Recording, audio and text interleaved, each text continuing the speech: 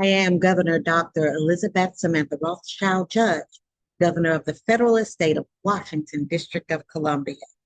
Welcome to DC GCC, the District of Columbia Gubernatorial Conference Channel, where we bring you governmental information and classical entertainment.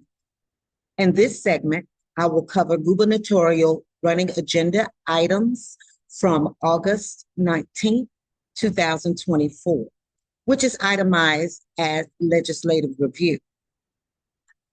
I am calling for a legislative review to determine efficacy of past legislature directly impacting the federal estate of Washington, District of Columbia over the last 25 years, and most probably dating back to 1973 when the District of Columbia was granted the Home Rule Charter, also known as the District Charter, which is a federal law that established the local government structure for a few DC.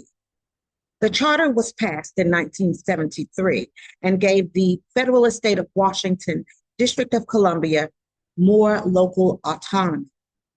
The planned legislative review provides underwriting withal, whereby legislative effect has been, in past times, delayed due to a lack of necessary details for fulfillment and discovery of any gaps of information. The legislative review is intended to provide law and business synchronicity and create acts of duty in regard to delegation, administration, and legislation. The governor is installed with the authority and control to modify or even overturn legislation and may create new laws as supported by citizen voters for few DC. Keep in mind that the final stop for all of this is with the powers of the United States Congress. Also, be it known that the governor creates authority and empowers delegation with regard to include federal, state, and local budgets of the federal estate of Washington, District of Columbia. The final say for these issues as well is the U.S. Congress. Next, let's address some specifics about the Home Rule Act of 1973, which is the original establishment of the Home Rule Charter. As the charter currently abides, it is coming into amendment to increase the governmental capacity of the federal estate of Washington, District of Columbia for the justifiable cause of applied statehood. There are 4 points of major emphasis that I will address here directly as follows. 1, elected mayor. The charter established an elected mayor, and the first mayor was appointed by the president. In revision and amendment, the charter establishes an elected governor, and I, the first governor, am appointed by duly authorized powers of few DC government, the Federal Elections Commission, and the U.S. Congress with the U.S. State Department for establishment and development through unlimited terms by election. As well, the charter shall establish 3 elected province ambassadors, with the first 3 appointed by the governor, yours truly, for establishment and development of unlimited terms by election. The executive offices of the ambassadors include at least 40 and more each, new and existing departments and agencies, with appointments and delegations by each province ambassador in regard to each their own province withal, or by election vote as is found applicable by establishment. 2, Council of the District of Columbia. The charter established a local legislature called the Council of the District of Columbia. The council is made up of a chair and 12 members, including 4 at-large members and 1 from each of the district's 8 wards. In revision and amendment, the charter establishes 3 province councils, one for what shall be zoned as the Georgetown province, one for what shall be zoned as the Federal Triangle province, and one for what shall be zoned as the Federal Square province. Each province council shall be made up of a chair and 8 members in respect of the province itself. As well, in revision and amendment, the charter shall establish a parish for each province zone, granting each parish, as named after its province, the power of commission.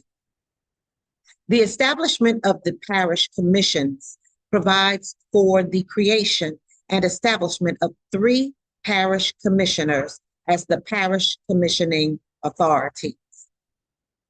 The parish commission is made up of the parish commissioner and at least 35 and more each new and existing departments and agencies headed by commissioners who may be appointed or delegated by the parish commissioners or elected by vote as is found applicable by governmental establishment.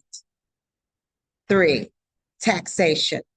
The charter gave the council the power to levy real estate taxes to pay for city services. In revision and amendment, the charter shall establish powers for all province councils to levy real estate taxes to pay for province services, and shall establish powers for all parishes to levy specified and discretionary taxes, which may also include real estate, to pay for parish services. Delegated powers, number 4. The charter gave the local government certain powers that were previously held by Congress. In revision and amendment, the charter shall establish and transfer proper distribution of powers from this tremendous accountability to the appropriate governmental tiers of the federal estate of Washington, District of Columbia, in order to define adequate and constitutionally acceptable compliance with applied statehood, as unto the governor, the ambassadors, and the commissioners.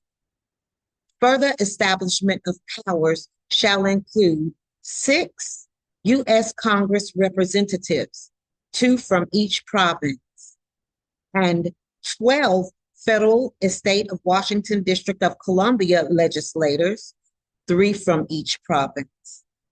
It is to note that the Home Rule Charter provides that all legislation, including the budget, must be submitted to Congress for review.